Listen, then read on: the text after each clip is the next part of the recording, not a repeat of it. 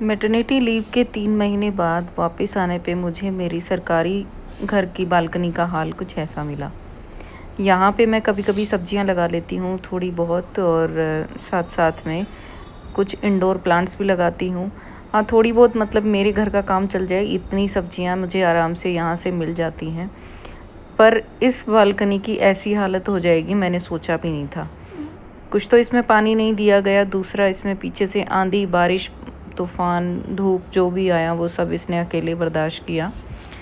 तो एक कप बनाया मैंने चाय का, और फिर थोड़ी देर सोचा कि क्या करना चाहिए, कहाँ से मैं शुरुआत करूँ। तो ये मुझे एक प्लांट मिला जिसको रेस्क्यू करना बहुत ज़रूरी है।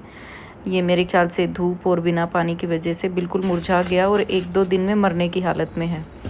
तो क्यों ना पहले सफाई बाद में की जाए, पहले इस प्लांट को ही रेस्क्यू किया जाए। तो ये मिर्ची का प्लांट है। मैं, मेरा चाय का कप और ये टूटी फूटी जर्जर पड़ी बालकनी।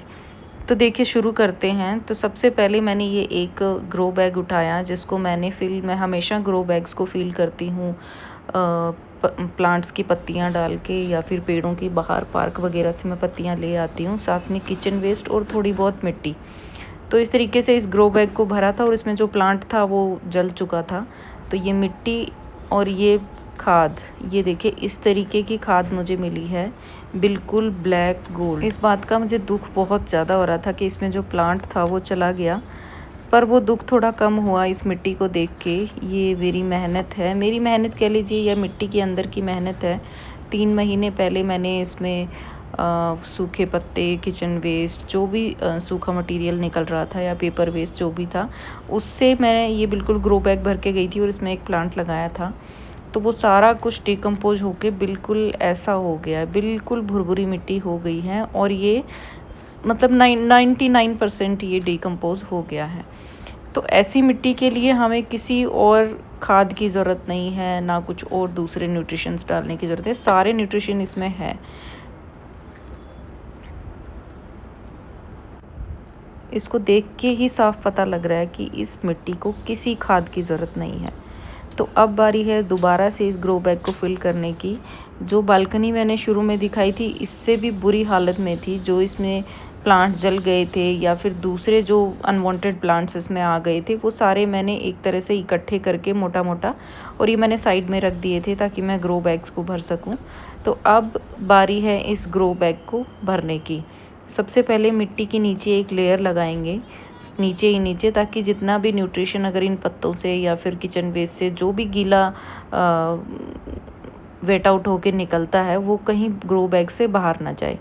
तो इस तरीके से मिट्टी की लेयर लगाने के बाद हाफ से ज़्यादा मैं इसमें सूखा वेस्ट और ये सब भर दूंगी ग्रो बैग में। ऊपर के हाफ हिस्से में ही मुझे ये प्लांट लगाने की ज़रूरत है। प्लांट के जड़ों के चारों तरफ मिट्टी आ जाए, सिर्फ इतनी ही मिट्टी की ज़रूरत पड़ेगी, बहुत ज़्यादा मिट्टी की ज़रूरत नहीं है। और मैं भूल ही गई कि मुझे चाय भी पीनी है, और मैंने चाय भी रखी थी अपनी काम के बीच में। थोड़ा सा मुझे चाय याद आई तो एक सिप मैंने ले ली, पर मुझे लग नहीं रहा मैं ये चाय फिनिश कर पाऊँगी, क्योंकि जिस तरीके से चारों तरफ मेरे काम पड़ा है मुझे लग रहा है मुझे चाय को अवॉइड ही करना पड़ेगा। तो अब मैं लेके आई हूँ किचन वेस्ट, और इस किचन वेस्ट में जो भी दिन में कुछ यूज़ हुआ है, फ्रूट हो गया, सब्जी हो गया, अंडे के छिलके हो गए, ये सारी चीज़ें इस किचन वेस्ट में है। तो सूखे वेस्ट के ऊपर भी एक मिट्टी की लेयर लगा के, और उसके बाद उसमें मैं ये किचन वेस्ट ऐड कर दूँगी। तो इससे दोबारा मुझे अपनी कंपोस्ट बनने का ये प्रोसेस स्टार्ट हो जाएगा, और दूसरा मेरा ग्रो बैग भी बहुत ही हल्के वज़न का हो जाएगा, और मिट्टी भी कम यूज़ होगी। अब ये ग्रो बैग मैंने निकाला है, इसी में ही मैं सेम इस ग्रो बैग की मिट्टी यूज़ करके दोबारा से इस ग्रो बैग को भर लूँगी, और उसमें एक प्लांट भी लग जाएगा, और आप देखिएगा इसमें मिट्टी भी बच जाएगी। तो ये देखिए लगाने के बाद, ये किचन वेस्ट डालने के बाद, अब इसमें पूरी कंप्लीट ऊपर कम से कम 5 या 6 इंच तक मैं मिट्टी की लेयर लगा दूँगी। और इस मिट्टी में मैं कोई खाद नहीं डालने वाली हूँ, क्योंकि आपको खुद देख के पता लग रहा है कि उस मिट्टी में खाद की ज़रूरत है ही नहीं। ये मिट्टी दिखने में मतलब इतनी ब्लैक कलर है इस मिट्टी का और साफ़ इसमें पता लग रहा है कि इसमें किसी खाद की ज़रूरत नहीं है। क्या होता है खाद में सड़ा गला जो डिकम्पोज हुआ यही सब तो होता है। गोबर में भी तो वही सब होता है, गोबर में नाइट्रोजन होता है। ये जो है इसमें पत्तियां हैं, साथ में किचन वेस्ट है, तो इसके साथ नाइट्रोजन के साथ दूसरे न्यूट्रिएंट्स भी इसमें मिले हुए हैं। तो ये देखिए इतनी मिट्टी मेरी इस ग्रो बैग में से बच गई। तो पूरी कंप्लीट लेयर लगाने के बाद भी कम से कम हाफ ग्रो बैग भर जाए इतनी मिट्टी की लेयर मेरे पास बच गई। तो अब दोबारा मुझे चाय याद आई और मैंने थोड़ी सी एक सिप चाय और ले ली। तो अब बारी है उस प्लांट को लेके आने की। तो ये वो प्लांट है, ये मिर्ची का प्लांट है और ये बिल्कुल बस अब मरने की ही हालत में है। अगर 1-2 दिन और इसको रेस्क्यू नहीं किया जाता तो ये प्लांट मर जाना था। तो प्लांट को ग्रो बैग में लगाने के बाद मैं इसमें ऐड करती हूँ थोड़ा सा Epsom salt. Epsom salt help करता है प्लांट को उसकी जड़ें बनाने के लिए, ताकि जड़ों की पकड़ अच्छे से बन जाए और प्लांट के बहुत कम चांसेस होते हैं कि वो ग्रो बैग में अगर रिपोर्ट आप करते हैं तो वो जल जाए।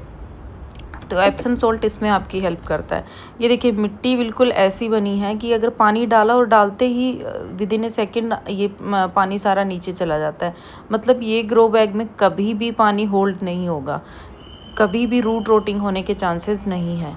तो थोड़ी बहुत मिट्टी चारों तरफ लगा के इसको सपोर्ट देने के बाद अब इस ग्रो बैग को मैं रख दूँगी शेडी एरिया में, ताकि ये इसकी जब तक पकड़ बनती है तब तक ये धूप से बचा रहे। दूसरा, इसकी पत्तियों को भी अच्छे से धो दूँगी, क्योंकि ये हुआ तो धूप की वजह से ही है, पानी और धूप की वजह से हुआ है। तो इसको और ज़्यादा थोड़ा ठंडक की ज़रूरत है। तो इसको शेडी एरिया में रखने के बाद जो मिट्टी बची है वो मैं साइड में किसी भी प्लांटर में इकट्ठा करते जाऊंगी, क्योंकि बहुत सारी मिट्टी अभी मेरी बचने वाली है। दूसरे ग्रो बैग्स भी हैं जिनके प्लांट्स चले गए हैं, तो वो सारे भी मुझे इसी में शिफ्ट करने हैं। तो उसकी मिट्टी भी निकाल के मैं एक जगह पे इकट्ठी करूँगी। धीरे धीरे देखती हूँ, आज पहला दिन है तो पहले दिन मुझसे इतना ही काम हुआ। तो पहले दिन के हिसाब से ये काम काफ़ी है। तो अब मैं जो थोड़ी बहुत मेरी ठंडी चाय बची है उसको फिनिश करती हूँ और सोचती हूँ कि कल के लिए मुझे क्या करना है। तो आज के लिए इतना ही, मिलते हैं फिर किसी व्लॉग में।